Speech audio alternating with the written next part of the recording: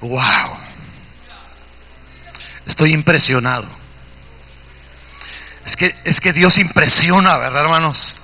Wow, a mí me impacta. A veces ni sé qué decir. En el sentido de, es que Dios es tan grande, es grandioso, que a veces no hay palabras. Y una de las mejores expresiones de adorar a Dios es no saber qué decir. Es cuando uno ya, pero está metido en el corazón de Dios. Amén. ¿Cómo están? ¿Sí? ¿No se les ha acabado el gozo? No, ¿verdad? Va. Mire, de todos modos hoy es sábado, hermanos. Piense antes de convertirse dónde andaba los sábados. Y ahora está aquí en la casa de Dios.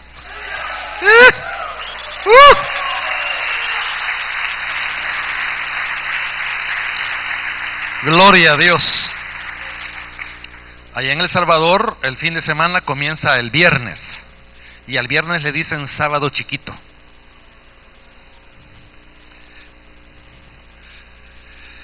Déjeme ver. Es que estoy tan así. Mire, este libro se va a acabar, se los digo. Solo traje 25. Y falta mañana, el culto en la mañana, en la mañana 2 cultos, imagínense. Yo quiero decir algo, hermanos, mire. El tema de los apóstoles, el día de hoy, es un tema de debate. Si alguien quiere hablar de un tema en donde se van a tirar pedradas, es este. Los que están a favor y los que están en contra. Pero todos discuten sin fundamento bíblico. Yo quiero decirles algo y se lo voy a decir así. Este es el primer libro que fundamenta exegéticamente, bíblicamente, el tema de los apóstoles. Cosa que los que pelean por este tema, a favor y en contra, pelean a saber por qué. Solo porque uno es apóstol y el otro está en contra de eso. Pero diferente es, hermanos, abrir las escrituras, ir a los originales, el griego, con que fue escrito el Nuevo Testamento, y poder hacer un análisis aún de la realidad evangélica el día de hoy, desde el punto de vista apostólico.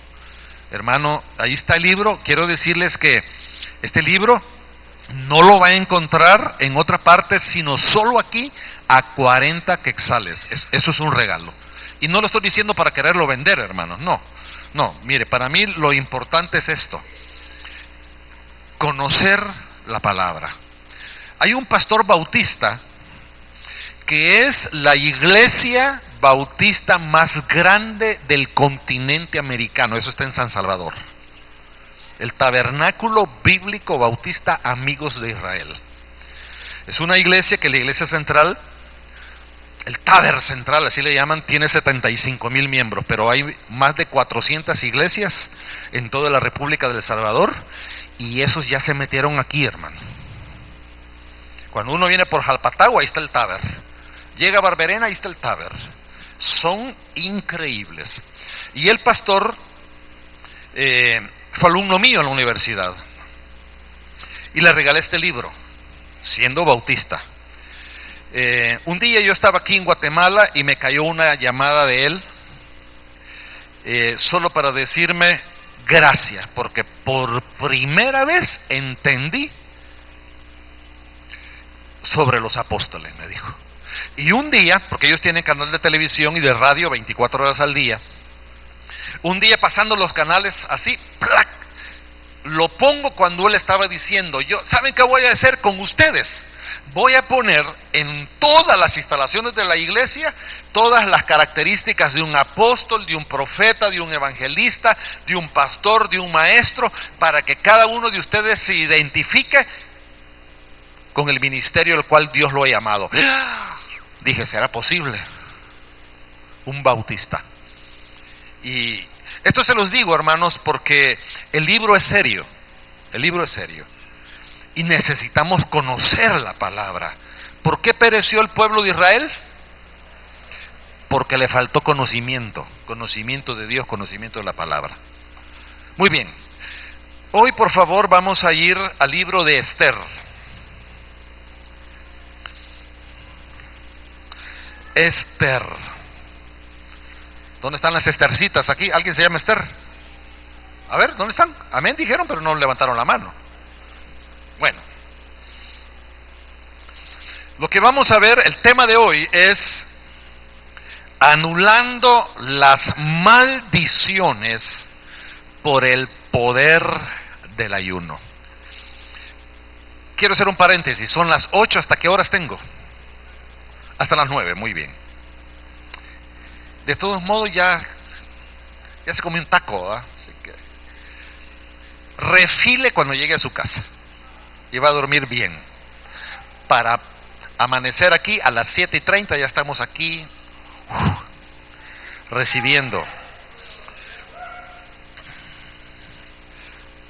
En primer lugar vamos a ver algo del contexto, pero en este contexto del libro de Esther nos vamos a dar cuenta en primer lugar del control que Dios tiene de la historia. Quiero decirles, no me quería meter en ese rollo, pero este es uno de los libros que más debate tuvo para ser considerado parte del Antiguo Testamento, porque es un libro en donde desde el que comienza hasta que termine usted no va a encontrar el nombre Dios, ni Señor, ni Jehová. Entonces algunos querían quitar este libro de eso porque no parecía Dios. Pero es uno de los libros más fascinantes que encontramos, porque aunque no parezca el término Dios o Señor o Jehová, aquí es un libro en donde Dios se ve. Y la primera cosa que vamos a ver en este libro es que Dios tiene el control de la historia. Es un libro 100% histórico. 100% histórico, y vea cómo es que Dios tiene el control. Dice el capítulo 1, versículo 1. Aconteció que en los días de Asuero, óigame, y este es un rey que aparece registrado en la historia. Dice que reinó, oiga, desde la India, y eso lo dice la historia universal, desde la India, dice, hasta Etiopía. Óigame, desde el África hasta la India. Habían 127 provincias y cada provincia tenía su gobernador que estaba bajo la cobertura del reino de Asuero. Luego dice, para que vean que es un libro histórico, donde Dios tiene el control de la historia, porque desde el momento que en el versículo 3 dice, en el tercer año de su reinado, y desde el momento que se registra ese dato, es porque Dios tiene el dominio, oiga, del calendario, de los tiempos, de la cronología. Dios no está ajeno a eso. Dios está en el dominio total y absoluto de los tiempos. Hay algo que me impresiona a mí del libro de Apocalipsis, que para muchos evangélicos es un libro, no sé, qué difícil de leerlo, ¿verdad? De entenderlo, ¿verdad? Es más, hay algunos que hasta le tienen miedo. Apocalipsis, el anticristo, la bestia, el falso profeta, me da cosas. Y ese es uno de los libros más fascinantes de la palabra de Dios, porque ese libro nos da la evidencia de que Dios tiene el control de los últimos acontecimientos históricos. Y óigame bien, tiene el control aún del anticristo, del falso profeta, de la bestia, de las naciones. Tiene el control absoluto de todo, desde el momento que se está escribiendo y Dios está diciendo de lo que sucederá al final de la historia, es porque Dios tiene el control de ella. ¿Por qué es importante esto? Porque tú no es capaz, no estás fuera del control de Dios. Tú no eres ajeno a Dios, eres oveja de su mano. ¿Cuántas ovejas de la mano de Dios hay aquí? Él está en el total interés, pero está en el control total de tu vida. Nada está así divorciado. Alguna vez creo que lo dije aquí, la vez anterior que vine. Venía de una gira de 3 semanas, Huehuetenango una semana, Tecumumán otra semana y la otra aquí en la capital. Mi esposa iba a ser operada por 2 tumores que tenía en el pecho y un día antes de su operación yo aparecí con un tumor canceroso.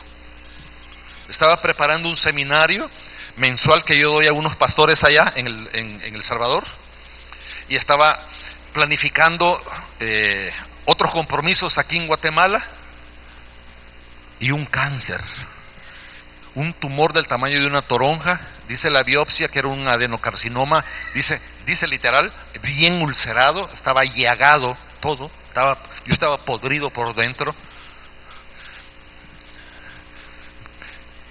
¿Dios perdió el control? No importa la situación terrible que uno puede estar experimentando, Dios está en el control de tu vida y de tus circunstancias, de tus adversidades. Es más, Dios tiene tanto un control de nosotros que Dios se va a aprovechar de eso para sacar lo mejor. ¿Sí? Dios tiene tanto control que Dios va a sacar el mejor y el mayor provecho de mi dolor, de mi sufrimiento, para algo mejor, hermanos. Algo que nos va a beneficiar y nos va a bendecir. Esto es bien interesante, porque dice en el versículo 12, siempre del capítulo 1, mas la reina Vasti no quiso comparecer a la orden del rey enviada por medio de los eunucos. El rey se enojó mucho y se encendió en ira. Miren los detalles que el escritor bíblico tomó en cuenta para evidenciar que Dios tiene el control aún de situaciones matrimoniales del rey. Mire, una esposa rebelde. Pero hay cosas bien importantes. Dios no solo tiene el control de los tiempos, de las fechas, de las circunstancias, sino que Dios está haciendo avanzar eventos, sucesos, personas, tiempos hacia donde Él la quiere llevar. Dice en el capítulo 2, pasadas estas cosas, porque no hay tiempo para ver todos los sucesos del problema matrimonial del rey Asuero.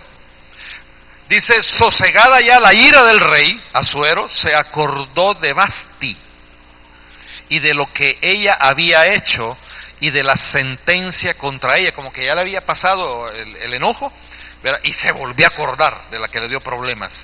Y dijeron los criados del rey, sus cortesanos, busquen para el rey jóvenes vírgenes de buen parecer. Y aquí se llevó a cabo el primer concurso Miss Universo de la historia, por si ustedes no lo sabían. Porque este fue un concurso de Miss Universo así, real.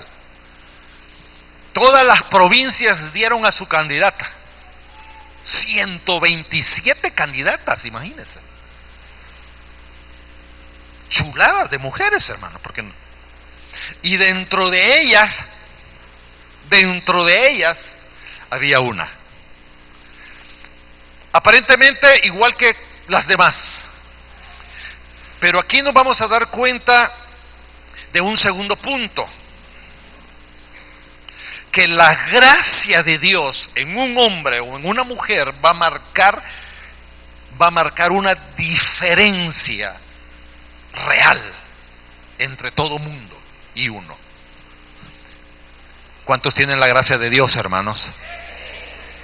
Esto es bien importante. Pero óigame, la gracia de Dios es una gracia estratégica en un problema histórico y en un problema que se va a complicar. Ahorita el problema era un problema del rey, que no podía estar solo, necesitaba una esposa.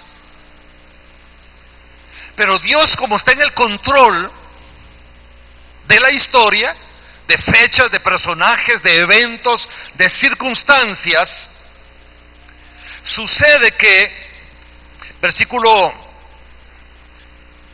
3 sigue diciendo: y ponga el rey personas en todas las provincias de su reino para que lleven a cabo, para que lleven todas las jóvenes vírgenes de buen parecer a Susa, residencia real, a la casa de las mujeres, al cuidado de Hegai, eunuco del rey, óigame los detalles, guarda de las mujeres, y que les den sus atavíos. Y la doncella que agrade a los ojos del rey, reine en lugar de Vasti. Oiga esto, reine. Ejerza también gobierno. Porque no solamente es la mujer que va a estar a la par, no. Desde el momento que la palabra dice reine, es para que ejerza gobierno también. Claro, el rey era Asuero,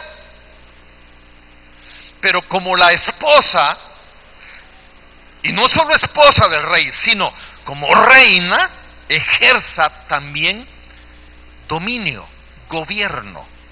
Pero sigamos leyendo.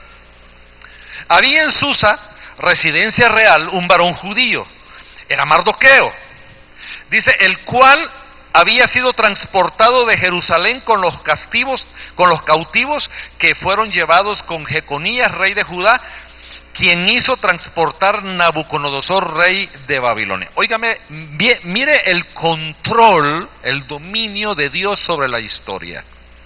¿Qué cosas? Fíjese. Nabucodonosor como rey empezó a crecer y empezó a extender sus dominios. Y esos dominios llegaron hasta Judea, Jerusalén.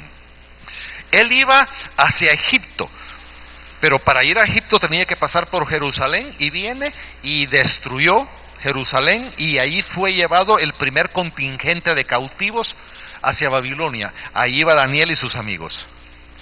Cuando Nabucodonosor venía de regreso de Egipto, le pegó la segunda pateada a Jerusalén. Ahí fueron otros contingentes. Ahí iba Ezequiel, cautivo hacia Babilonia. Y en una de esas también, porque todavía hubo una tercera incursión de Nabucodonosor. Fue en el año 586 cuando invadió de nuevo Jerusalén, y ahí, ¿saben lo que pasó? Destruyó el templo de Salomón. Y dice la palabra que no quedó piedra sobre piedra, y toda la riqueza gigantesca que había ahí se la llevaron. Oro, plata, piedras preciosas, toda la riqueza de ese templo se la llevaron a Babilonia. En uno de estos 3 experiencias de llevar cautivos iba, no dicen cuál, pero ahí iba Mardoqueo. Mire qué cosas. Dios sabe jugar su ajedrez.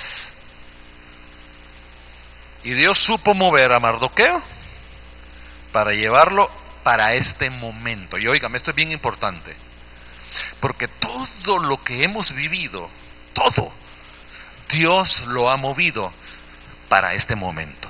Todo lo bueno, lo malo, lo feo, lo difícil, como lo gozoso, lo bendecido, y más especialmente nuestra experiencia salvífica, cuando Dios nos salvó, cuando Dios te salvó, cuando Dios le salvó.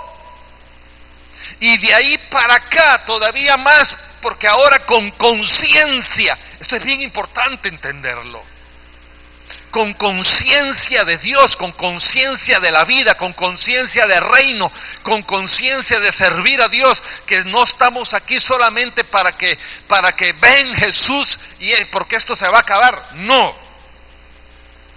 Con conciencia de que Dios te salvó porque Dios quiere usarte. Te quiere bendecir, pero bendecir para usarte, para que bendigas a otros. Y Dios trajo, porque mire, esto es muy común en la Biblia y tenemos que entenderlo, porque cuando hablamos de Josecito, José, el muchacho que todos sus hermanos lo odiaban, querían matarlo y de hecho lo mataron, aunque quedó vivo, pero en el hecho se deshicieron de él. ¿Qué cosa, verdad? Uno puede decir, pobrecito José, qué barbaridad todo lo que hicieron los hermanos. No, hermanos. Todo, óigame, todo, diga todo. Vuelvo a decir, todo. Todo lo que pasa en nuestra vida, desde que estuvimos en el vientre de nuestra mamá, todo, absolutamente todo. Y todas las cosas que han sido escritas en el libro, dice, todo está bajo el control de Dios, porque Él nos está llevando para cumplir sus propósitos. Propósitos de bien, diga propósitos de bien, propósitos de reino, propósitos de salvación, propósitos de que Dios quiere usar tu vida. Amén. Y ahí estaba Mardoqueo. Dice el versículo 7 que él había criado a Hadasa, que es el nombre judío de Esther, es decir, Esther, dice, hija de su tío, pero que era huérfana, y la joven era de hermosa figura y de buen parecer. Mire qué cosas. Y luego dice, cuando su padre y su madre murieron, Mardoqueo la adoptó como hija suya. ¿Por gusto? ¿Casualidad? No, hermanos. Desde que usted nació, nada ha sido por casualidad. Nada ha sido por casualidad. Hoy un apóstol amigo mío, es un apóstol súper loco, pero divinamente loco. Bernardo Salomón de Quesada, cubano. Porque yo no he conocido a un apóstol más loco que ese. Buena onda, calidad. Él dice de que las cosas, no existe la casualidad, dice, sino que todo tiene una diosidad, dice él, diosidad, que todo tiene una causa en Dios. Es en otras palabras, pues. Imagínense, hermano, cada uno de todos nosotros, no solo estamos en el hueco de la mano de Dios como ovejas de su mano, sino que todo tiene una causa, tiene un porqué, tiene un para qué, hermanos. Por eso es bien importante el señorío de Cristo en nuestras vidas. No debe bastarnos nuestra salvación, y menos utilizar la salvación solo como un pasaporte para ir al cielo. Sí, vamos a ir al cielo, el que tiene a Cristo en su corazón, el que ha nacido de nuevo. Pero no se puede vivir en bendición, en victoria. No se puede vivir con propósito si no es Jesús quien tiene el gobierno total de nuestra vida. Imposible, no se puede vivir, hermano. Por eso hay tanto evangélico que está viviendo re mal. Bien mal, la iglesia evangélica está viviendo mal, hermanos. Le está sucediendo lo mismo que le sucedió a la iglesia de la Odisea. Es más, era una iglesia que, como hoy día, iglesias que tienen dinero, son ricas, y dicen que son ricas y poderosas, y que tienen la unción, que tienen proyectos, ministerios y todo lo demás. Pero óigame, aunque era iglesia y eran salvos, el Señor en esa palabra de Apocalipsis 3:20 les dice: he aquí, yo estoy a la puerta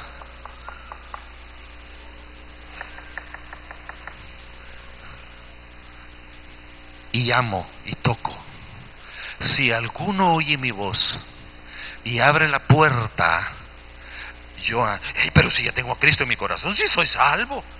¿Y para qué va a entrar Jesús otra vez a mi vida? Para que te gobierne, hombre.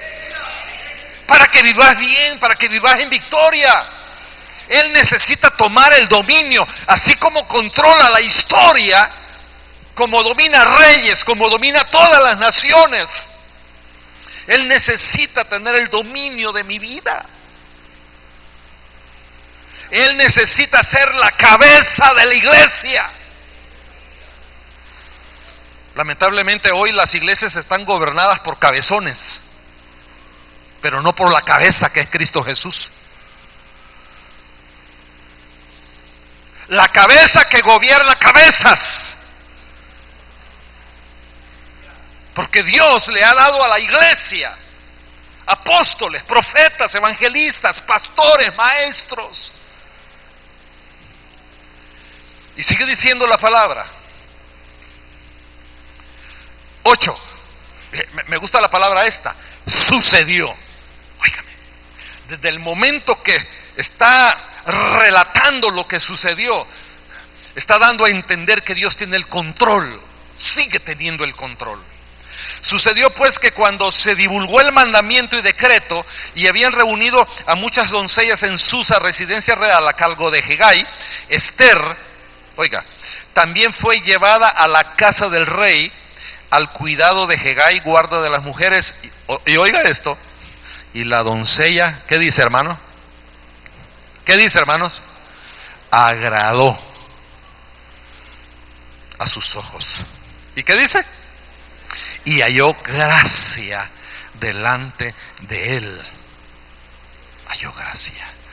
Al igual que Hadasa, Esther, que era joven, de hermosa figura y de buen parecer, era una joven linda, preciosa.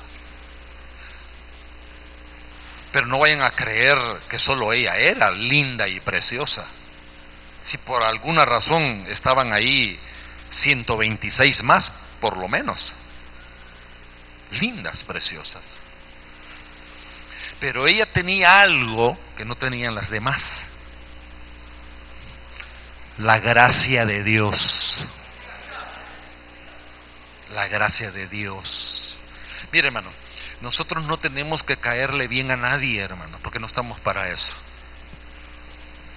Pero cuando la gracia de Dios está en los hijos de Dios, que es un hecho, es algo indisoluble, hermano. Claro, eso se rompe cuando uno quiere por sus propios esfuerzos caerle bien a la gente.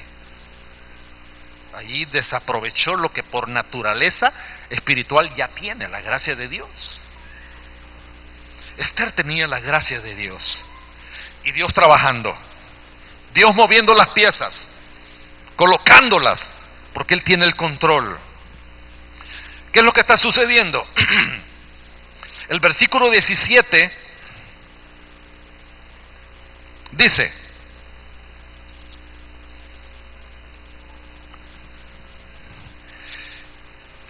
desde el 15. Cuando le llegó a Esther, hija de Abigail, tío de Mardoqueo, quien la había tomado por hija, el tiempo de venir al rey, ninguna cosa procuró sino lo que dijo Hegai, eunuco del rey, guarda de las mujeres. ¿Y qué vuelve a decir, hermano? Y ganaba a Esther, ¿qué dice?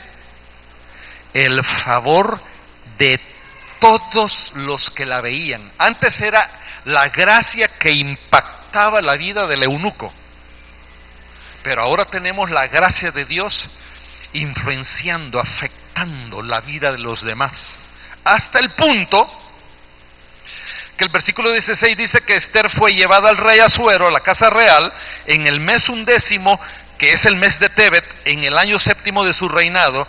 Y ¿qué sucedió, hermanos? El rey amó a Esther más que todas las otras mujeres. ¿Y qué dice? Y halló ella gracia y benevolencia delante de él más que todas las demás vírgenes y puso, ¿qué puso? La corona real en su cabeza y la hizo reina en lugar de Basti. Hermanos, miren, la gracia no es para caerle bien a nadie. La gracia Dios nos la dio a cada uno de nosotros para ejercer gobierno, para ejercer dominio, para ejercer influencia, para que donde nosotros estemos, donde nosotros nos movamos, hermanos, allí Dios va a cumplir sus propósitos. De tal manera que aún hasta su sufrimiento, por eso dice Lamentaciones 3, porque si bien dice Dios aflige, en el hebreo dice no aflige por gusto, sino para prepararte para reinar. Amén. Dice la palabra en Deuteronomio 8 que Dios dice, le está diciendo a Israel que Dios te llevó al desierto para humillarte. Así dice. Dice, te llevó al desierto para humillarte y para saber qué había en tu corazón, anticipando la tierra prometida, porque desde el diseño de Dios para Israel es que desde la tierra prometida Israel iba a tener un dominio para salvación de todas las naciones, hermanos. Y de eso vamos a hablar mañana, en la mañana. ¿Por qué Dios llevó a Israel a Babilonia? ¿Sabe para qué? Se lo voy a anticipar. ¿Sabe por qué Dios llevó a Israel a Babilonia? Para que lo que no hicieron desde Jerusalén de bendecir las naciones de la tierra, ahora llegaran a Babilonia para transformarla. Lo que no hicieron en Jerusalén, tenían que hacerlo en Babilonia. Y hacia eso Dios está encaminando esto. Ahora, nos encontramos con un pelo en la sopa. La estrategia del enemigo. Aquí. En medio de todo lo bonito, que Dios tiene el control, que Dios mueve todas las piezas, porque ahí estaba Mardoqueo y su sobrina en el lugar exacto y en el tiempo exacto para ubicar a Esther, precisamente porque Dios nos quiere llevar a esas esferas de gobierno. La llevó al palacio como una reina. Pero ahí viene un pelo en la sopa. Dice la palabra de Dios que también el enemigo tiene sus estrategias. Y el enemigo está haciendo su trabajo de posicionarse también. El enemigo también le gusta provocar. Y óigame lo que dice aquí la palabra. Dice, capítulo 3, versículo 1 dice: después de estas cosas el rey Asuero engrandeció a Amán, hijo de Hamedata, Agageo, y lo honró, y puso su silla sobre todos los príncipes que estaban con él. Hay otro personaje que el diablo, óigame, Dios no está jugando con el diablo. Puesto que mencioné que Dios está jugando su juego de ajedrez, pero para jugar ajedrez se necesitan dos jugadores, ¿no? Dios no está jugando con el diablo, porque Dios no tiene absolutamente nada con el diablo, nada. Pero el diablo sabe posicionarse. Porque la onda del diablo, según él, es ganar las naciones. Según él, su cuestión es asesinar al pueblo de Dios, porque asesinando al pueblo de Dios, porque él sabe muy bien cuál es el destino del pueblo de Dios. Óigame, el diablo sabe que el destino de los hijos de Dios, del pueblo de Dios, en aquel caso Israel, y en este caso la iglesia, el destino de Dios para el pueblo de Dios es reinar, hermanos, es gobernar. Pero también el diablo va a tratar de impedir eso. Y por astucia viene Amán y se posiciona. Y dice, versículo 2, y todos los siervos del rey que estaban en la puerta del rey se arrodillaban, porque ese es el afán de los súbditos del diablo, que todo mundo los admire, lo veneren. Porque cuando se arrodillan están cayendo bajo el dominio. Y dice que se arrodillaban y se inclinaban hasta Amán porque así lo había mandado el rey. Óigame, qué astuto. Se valió de un decreto del rey para amparar el dominio de Amán. Pero, óigame, Mardoqueo ni se arrodillaba ni se humillaba. ¿Les es familiar esto? ¿Les recuerda algún personaje más aparte de Mardoqueo? ¿No les recuerda a quién? A Daniel. Hay tantos. Porque si Jesús es nuestro rey, no tenemos más a quién obedecer, a quién rendirnos. Él tenía la gracia de Dios, y el que tiene la gracia de Dios tiene el carácter de Dios. También vemos acciones, óigame, porque la idea es, porque el diablo es el enemigo de Dios, es el enemigo de su pueblo, enemigo de la iglesia, enemigo de la Biblia, enemigo de la salvación, enemigo de todo lo bueno de Dios. Entonces, Amán tiene que valerse, o más bien asociarse con un poder supremo espiritual, pero no mayor que el poder de Dios. Entonces dice la palabra aquí, versículo 6, pero tuvo en poco poner mano en Mardoqueo solamente, pues ya le habían declarado cuál era el pueblo de Mardoqueo. Y procuró, por esa razón, Amán destruir a todos los judíos que había en el reino de Asuero, el pueblo de Mardoqueo, el pueblo de la reina Esther. Entonces viene, en el mes primero, que es el mes de Nisán, oiga, hasta da una fecha exacta, fue echada Pur, esto es, la suerte. Y hay algo aquí bien importante. En toda la historia, cuando se estudia todas aquellas cosas que tienen que ver con la suerte, con el sortilegio, hay un personaje que entiende el dominio de esto. Tanto que la Biblia lo condena. Dice que es abominable la invocación a demonios, a dioses, el horóscopo, la suerte, la magia, la hechicería y todo lo demás. Y resulta que para llevar a cabo el asesinato de todos los judíos, Amán necesita del respaldo, del amparo total de Satanás. No se menciona aquí,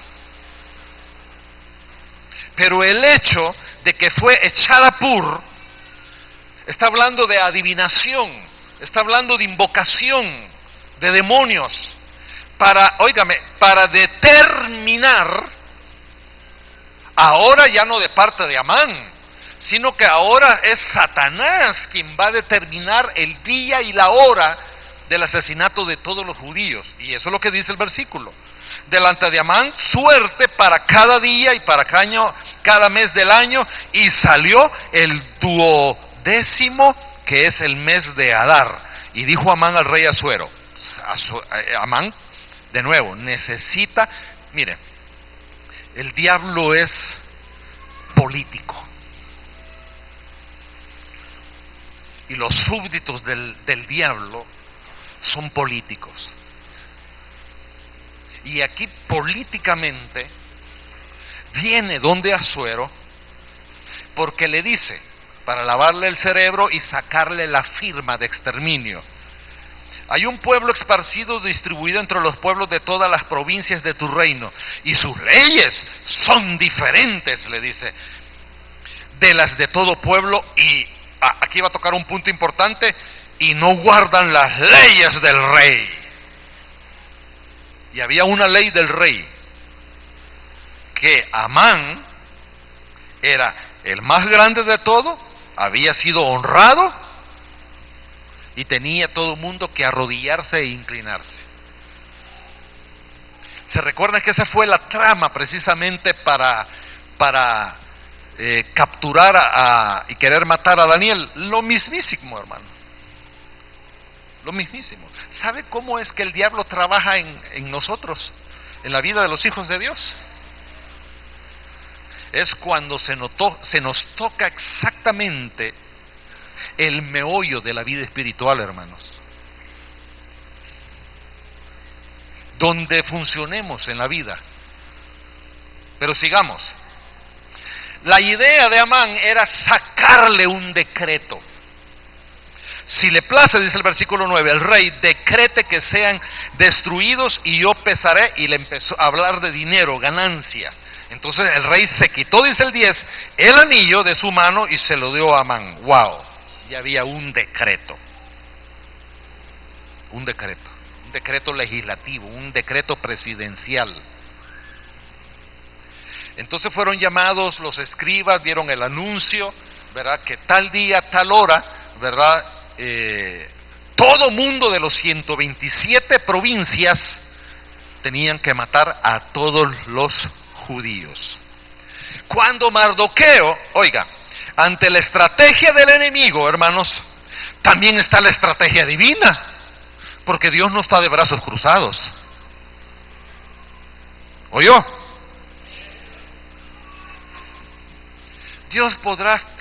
El diablo estará haciendo lo imposible para fastidiarnos, para hacernos caer, para que reneguemos de Dios, para que nos amarguemos la vida y renunciemos y tiremos la toalla y terminemos apostatando de la fe, porque ese es el fin del diablo, hermano, para la vida de los evangélicos, que apostatemos de la fe. Y apostatar no es simplemente apartarse de la fe. Esa palabra apostatar viene de una raíz en el griego que significa rebelión, amotinamiento, insurrección. Por eso ahí uno se encuentra tantos evangélicos que estuvieron en la iglesia, sirvieron a Dios y todo lo demás, y lo que ellos sacan, evidencia, hasta hieren, es de rebeldía. No quieren saber nada de los pastores, de las iglesias. Eso es apostasía. No solo es negar la fe. Entonces, dice en el capítulo 4, luego que supo Mardoqueo todo lo que había hecho, rasgó sus vestidos, se vistió de ceniza, y se fue por la ciudad. ¿Cómo se fue, hermanos? Clamando, oiga, con grande y amargo clamor. Hay algo interesante, porque nosotros en toda la Biblia, especialmente en el Antiguo Testamento, vemos que el cilicio, la ceniza, el duelo, está amarrado al ayuno. Al ayuno. No lo dice aquí, pero luego vamos a dar cuenta cómo el ayuno es uno de los instrumentos más poderosos de Dios para lo que viene, para romper con esa maldición. Entonces vemos que Mardoqueo se pone mal, y para ahorrar tiempo, Esther se da cuenta, le notifican a Esther, especialmente Mardoqueo, en 4:7, y le declaró todo lo que le había acontecido, y le dio una noticia del dinero, de la ganancia, por causa de matar a todos los judíos para Amán. ¿Y qué es lo que sucede, hermano? ¿Dios está amarrado? Bueno, Dios no está amarrado, hermano. Pero parece muchas veces que las iglesias están amarradas. Parece ser que tenemos una actitud de dejar pasar. Es más, hay algunos que espiritualizan y sensacionalizan la profecía, la escatología. No, hermano, ¿y para qué? Si la Biblia dice que las cosas irán de mal en peor. Pero eso es simplismo, hermano. Eso es escapismo. Eso es irresponsabilidad. Dios no está amarrado. Ni el pueblo de Dios, hermano. Aun cuando sintamos que el mundo se nos está viniendo, hermanos, encima de nosotros. Nosotros tenemos a un Dios que es todopoderoso, hermanos. Donde Satanás fue destruido en la misma cruz, donde el Señor Jesús estaba muriendo y entregando su vida por usted y por mí, hermanos. Jesucristo sigue teniendo el dominio de las naciones, hermanos. Él sigue siendo el Señor, el Todopoderoso. Él sigue poniendo y quitando reyes, hermanos. Él sigue controlando los eventos, los sucesos de la historia. No importa que parezca como que Dios está ausente. Guerras, revoluciones, terremotos, desastres. La gente muriendo de hambre, la niñez, especialmente en el África. No, Dios sigue controlando la historia. Pero necesita que su pueblo, hermanos, también funja como tal. Óigame, mire, esta cuestión de que Dios nos ha hecho reyes y sacerdotes, eso no es ay, qué lindo, somos reyes para alabar a Dios y sacerdotes, ¿verdad? No, hermano, eso no es un cuento. No debemos esperar morir y que venga el milenio para reinar. Allí será un hecho, hermanos. Pero nuestro reinado comenzó con nuestra salvación. Sí. Mire, cuando ese versículo de Apocalipsis 1:6 dice que Dios nos hizo reyes y sacerdotes, ese nos hizo está conjugado en pretérito. O sea, es un asunto que Dios hizo en el pasado de una manera total y absoluta. No dice serán reyes y sacerdotes. No, ya lo somos, hermanos. ¿Cuántos reyes y sacerdotes hay aquí? Quiero ver. ¿Y de este lado? ¿Y de este lado?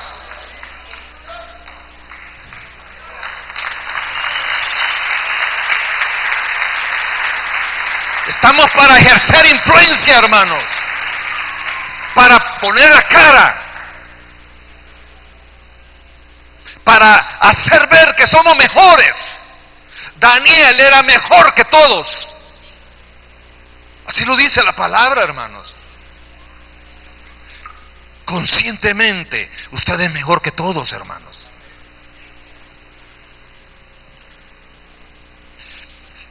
Y dice la palabra que después de toda esta situación, también Dios tiene sus estrategias. Y como Dios controla la historia, Nabucodonosor viene e invade Jerusalén, se lleva cautivo a Mardoqueo y a la familia de Mardoqueo, su tío, y en algún momento nació Estercita, la posicionó para este momento. Cada uno de todos nosotros hemos sido posicionados para lo que viene, hermano. Y lo que viene es grande. Lo que viene es poderoso. Lo que viene es sobrenatural, hermanos. Por eso, hermanos, de aquí en adelante nosotros debemos de vivir como lo que somos, hermanos. Debemos saber levantar nuestra cara. No tenemos por qué avergonzarnos de nadie, ni de los que se creen, ni de los brujos, ni de los endemoniados, ni de los políticos, hermanos. Usted es un hijo de Dios, con toda la de la ley, hermanos. Usted es poderoso. Amén. Es más, mire, voy a decir un versículo que está en el Salmo. ¿Sabe que la Biblia dice que usted y yo somos dioses con minúscula? Y en ese Salmo dice también que si bien es cierto vamos a morir como cualquier mortal, pero nos posiciona, hermanos. ¿Por qué Pedro dice que nosotros somos por las preciosísimas promesas? Oiga bien, dice que somos participantes de la naturaleza divina. Hermano, óigame, eso está en la Biblia. Yo creo la Biblia. Como puse en este libro en el primer capítulo, que la Biblia no está para interpretarse, está para creerse y para obedecerla, punto. Porque cuando uno interpreta, de ahí viene el problema del denominacionalismo y hasta de las sectas evangélicas, porque cada quien interpreta a su conveniencia, cuando la Biblia es tan sencilla. ¿Qué más voy a interpretar de la Biblia si lo que dice es tan claro y lo que dice yo lo creo y tengo la responsabilidad de vivir de acuerdo a lo que dice? Punto.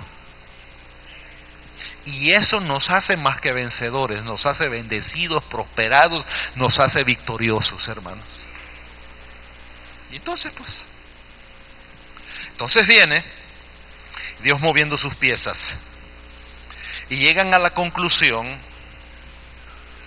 diciéndole a la gente para que le vayan a decir a Mardoqueo de parte de Esther, dice 4:16, versículo 16, ve y reúne a todos los judíos que se hallan en Susa. Óigame, ¿para qué, hermano? ¿Qué dice ahí? Ayunad por mí. Cadena de ayuno, todos en acuerdo, todos sonando juntos, sinfoneo. Cuando dos o más se ponen de acuerdo en cualquiera cosa que pidiereis, ¿qué dice? Os será hecho. El ayuno no es como parte de la teología evangélica, especialmente pentecostal. Ay, no, es que ando en sacrificio, hermano, por eso no puedo ir al pollo campero contigo. En sacrificio. Y hay una teología de sacrificio que es más arrogancia evangélica, fariseica.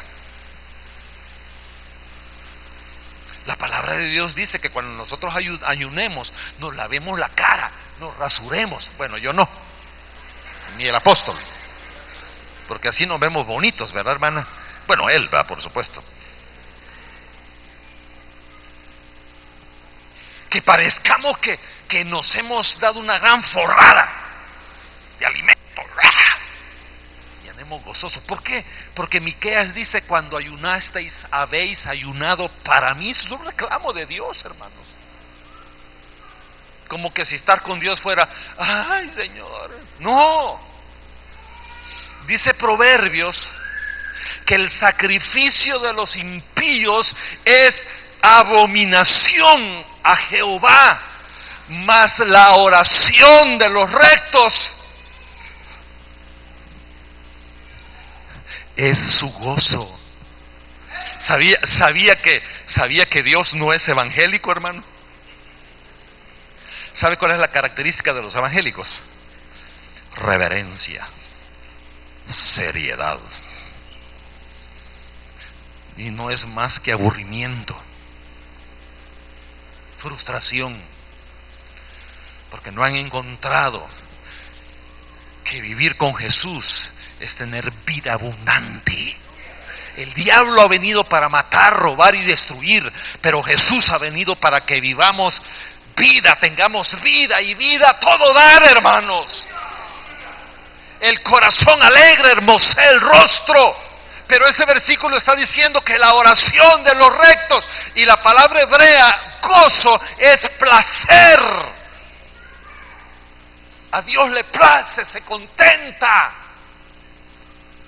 Dios, no sé cómo Dios, hermanos, cuando usted busca a Dios, cuando usted ora, cuando usted intercede, cuando usted está en comunión con Dios, hermano, wow, hermano, quiere ver a Dios feliz. Busque a Dios, esté con Dios, interceda, hermanos. El ayuno, por causas difíciles, por causas problemáticas, en este caso por una causa de maldición, de muerte, hermanos, no es una carga. Claro, uno está acostumbrado a pegarse a las grandes desayunadas, almorzadas,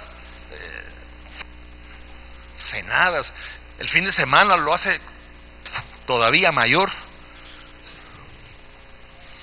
Pero cuando Dios pone en nuestro corazón algo, hermanos, aún el abstenerse, no es carga, hermanos. Debemos hacerlo con mucho gusto, con mucho gozo, con gratitud. Hermanos, óigame, yo me recuerdo, hermanos, que cuando yo fui novio de la que es mi esposa, hermanos, mire, yo a ella la vi todos los días de mi noviazgo. Todos, absolutamente. Y estábamos en un tiempo de guerra. Los buses los quemaban, paro de autobuses y todo lo demás. Ella vivía a 19 kilómetros de donde yo vivía, de la capital. Y aunque no hubieran buses, yo llegaba a su casa, aunque sea en el paral de un camión allá, así volando yo, pero yo iba, y en serio, hermano, caminaba. ¿Qué me importa caminar? Si cuando uno está enamorado, hermano, no comete locuras, hace locuras, ¿va, pastor?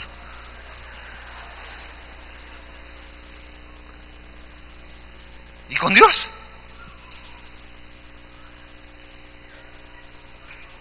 Si Dios lo que quiere hacer es desatar ligaduras de impiedad, hermanos, traer liberación.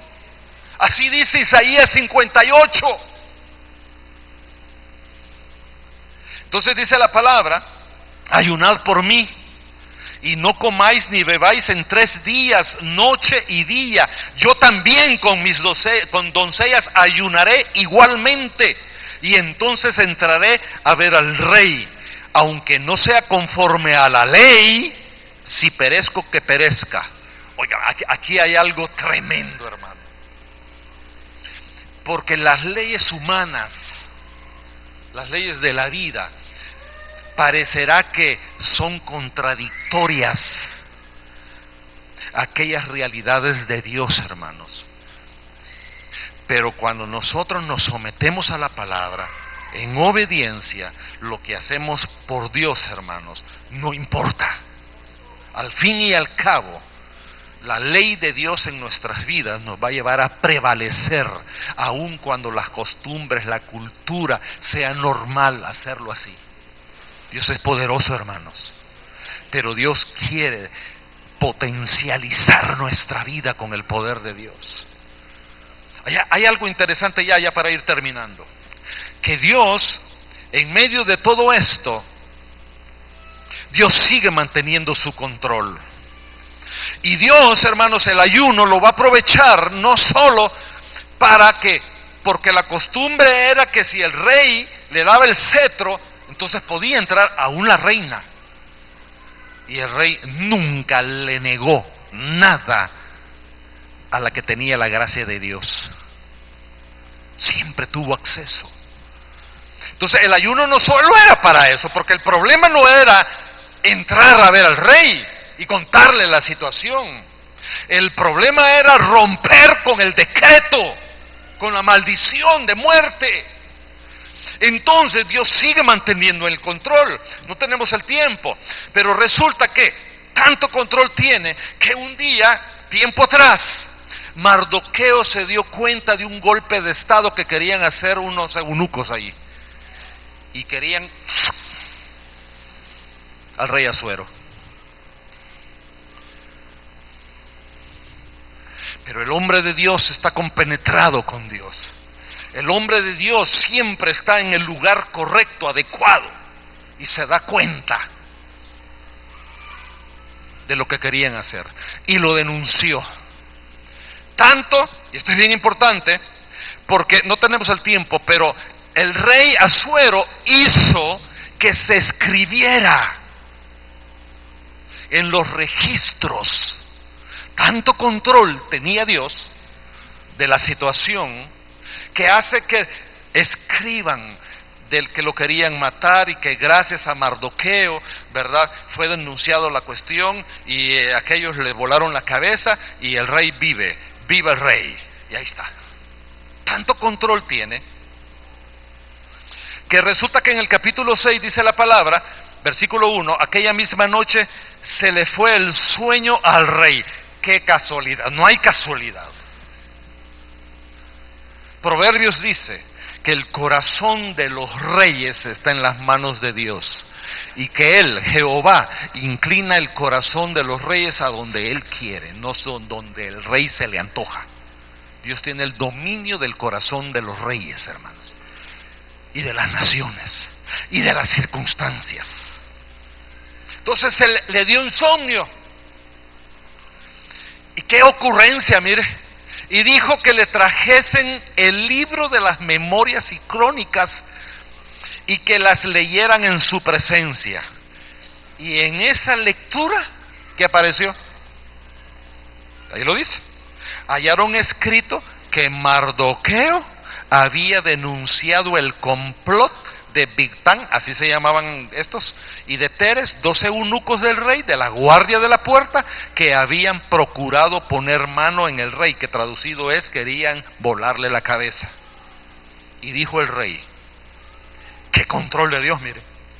Dijo el rey, va, no sé si era pelón, pero, va. Ey, mucha, miren, qué honra se ha hecho por esta cuestión, porque yo no estaría vivo ahorita. Algo hay que hacer con Mardoqueo. Claro, ya Esther, con la gracia de Dios que tenía, ya había ido donde el rey, ya había planificado, óigame, la estrategia de la reina. Ahora sí, para darle matacán a Amán. ¿Matacán? ¿Ocupan esa palabra aquí? ¿O es salvadoreña? Pues es de Salvador, olvídense. No aprendan malas palabras salvadoreñas.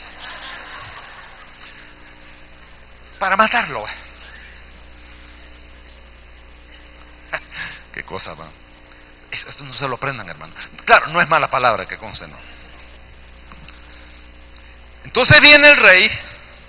¿Qué distinción han hecho con este? Si este es un héroe, por él estoy vivo. Y respondieron los servidores, nada se ha hecho por él.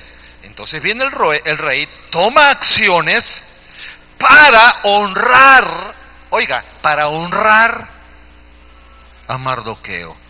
Y la trama, porque ya se está llegando al final, se va llevando acá al punto, óigame, Dios cómo va controlando la historia.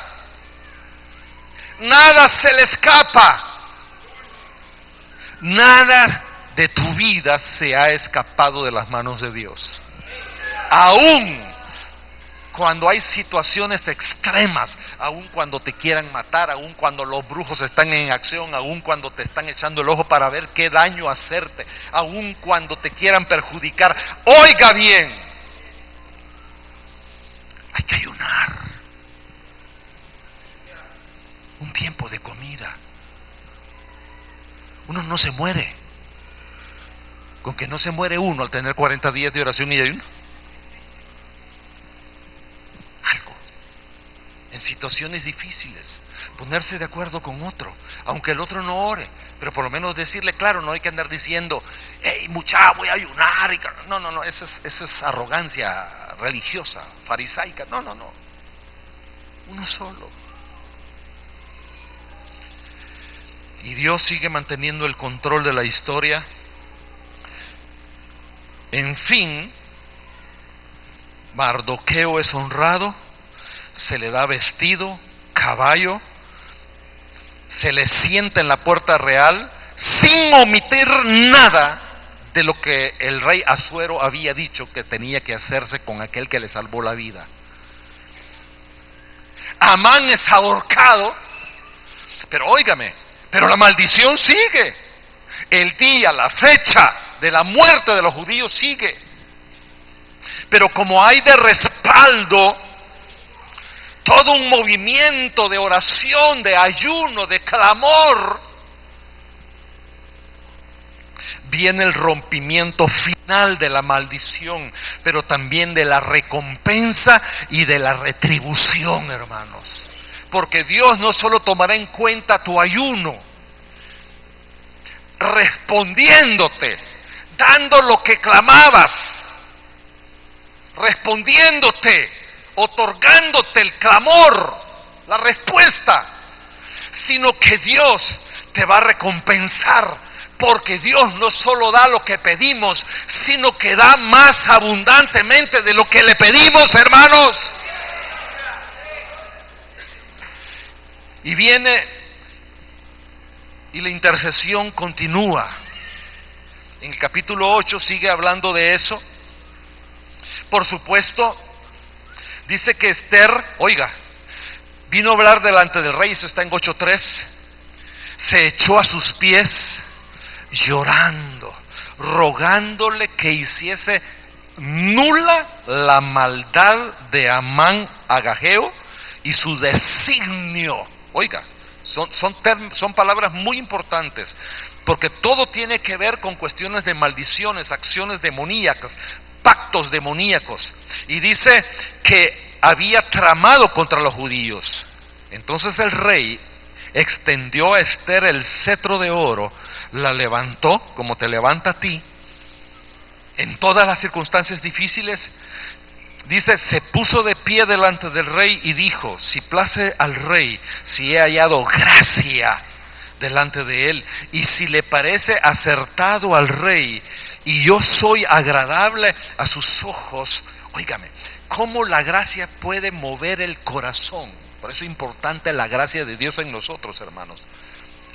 Abre puertas, rompe cerrojos, nos lleva aún, hermanos, haciendo caminos donde no lo hay, como en este caso. Dice, se dé orden escrita para revocar las cartas que autorizan la trama de Amán, hijo de, etcétera, hijo de su mamá, ¿verdad?, que escribió para destruir a los judíos que están en todas las provincias del rey.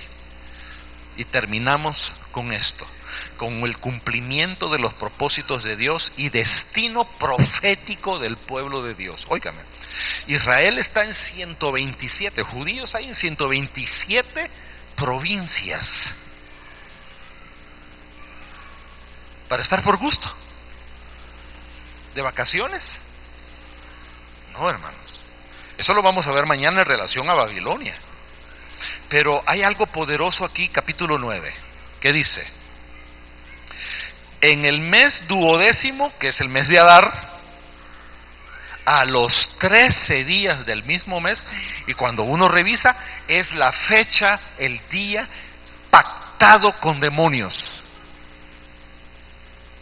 donde se había planificado por decreto no solo del rey Asuero, sino por decreto demoníaco, la muerte de todos los judíos.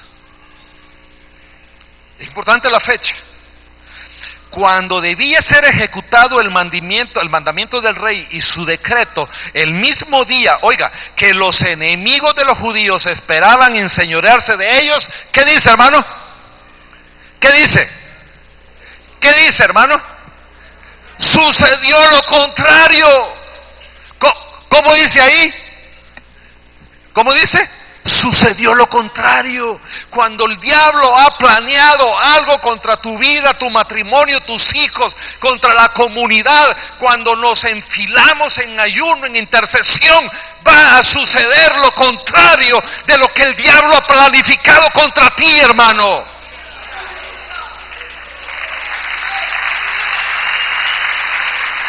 Sucedió lo contrario.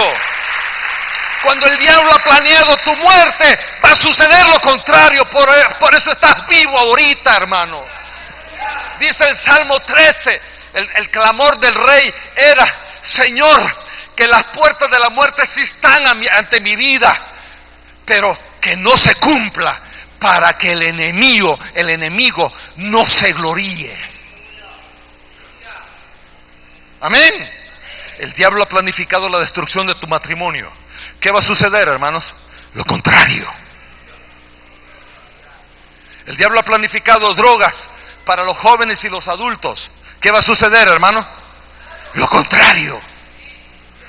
El diablo ha planificado quitarte el trabajo. ¿Qué va a suceder, hermano? Lo contrario. Los que no tienen trabajo, ¿qué va a suceder, hermano? Lo contrario. Los jóvenes que están en la universidad, que ha planificado que en la universidad aprendan sexo, aprendan drogas, aprendan a vagar y que por último pasen todos los años en la universidad y no salgan para nada. ¿Qué va a suceder, hermano? Van a salir profesionales, hermano, hombres de negocios, prósperos, mujeres bendecidas, hermano. El diablo ha planeado, hermanos, el control de comunidades, control territorial a través de principados demoníacos. ¿Qué va a suceder, hermano? Lo contrario, porque vamos a declarar que Jesús es el Señor de nuestros territorios, de nuestras comunidades, de nuestras colonias, hermanos. Hay poder en la intercesión, hay poder en el ayuno, cuando nos ponemos de acuerdo, cuando los hacemos juntos, hermanos. Dios va a hacer lo contrario de las circunstancias que el diablo ha planeado contra tu vida. Amén. Me están dando ganas de predicar, hermano.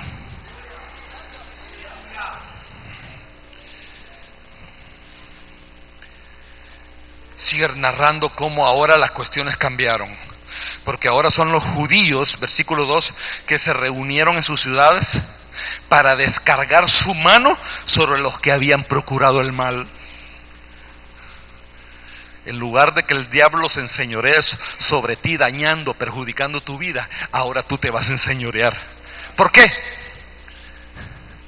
Porque estamos para gobernar, para ejercer dominio beneficioso, transformador, de cambio, de salvación, que la gente sea bendecida, prosperada a través de ti. Dice el 3: y todos los príncipes de las provincias, los sátrapas, capitanes y oficiales del rey, ¿qué dice? Apoyaban a los judíos. Esa es la gracia de Dios, ese es el favor, que los que hablaban contra ti ahora van a estar contigo, te van a apoyar. Y así, hermanos, como cuando el pueblo se fue de Babilonia, vino Ciro y por decreto hizo que todo mundo le diera sus riquezas. Y viene un tiempo, hermanos, de transferencia de la gente que habló mal de nosotros. Óigame, de la gente que decía mal contra nosotros, que nos hacía la vida imposible, incluso que consultaba brujos para perjudicarnos. Ahora, esa es la gente, hermanos, que Dios va a usar para transferir todas las riquezas del mundo, de las naciones, hermanos. Porque hay tanto que hacer en la construcción de Guatemala para el reino de Dios, hermanos. ¿Por qué? Porque el temor de Mardoqueo había caído sobre ellos. No solo es gracia, sino que se van a dar cuenta que con los hijos de Dios no se puede jugar. Es de tenerles miedo, hermanos, porque estamos aquí para bien, para traer paz, hermanos. No solo los demonios tiemblan y huyen, hermanos, sino que también las personas, las instituciones, el gobierno, hermano. Wow, esto está poderoso usted.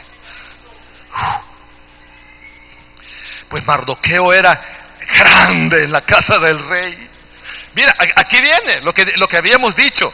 No solo rompimiento de la maldición, sino recompensa, retribución. Tú fuiste creado y salvado para ser grande. No eres gente de segunda clase. Ay, aquí los evangélicos, aleluya. No, hermanos, no. Dios nos ha dado lo mejor. Y ahí sigue hablando de tantas cosas supremas, reconociendo que Dios tiene el control de tu vida, Todos los escenarios alrededor de tu vida, aún los imprevistos, las circunstancias fuera de nuestro control, están bajo el control de Dios. Y donde tú estás, donde te desenvuelves, donde te mueves, donde funcionas, ahí está Dios contigo. Y aun cuando tú veas que te está yendo mal, Dios va a cambiar esas circunstancias. Y aun cuando el diablo haya planificado, decretado, haya hecho todo para destruir tu vida, va a suceder lo contrario. Ponte de pie, por favor.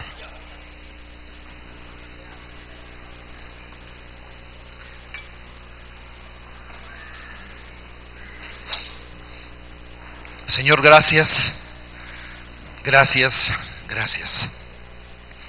A ti sea toda la gloria. Te damos gracias, Padre, porque nos hemos dado cuenta que no estamos solos. No somos personas ahí a la deriva de la vida, de las circunstancias.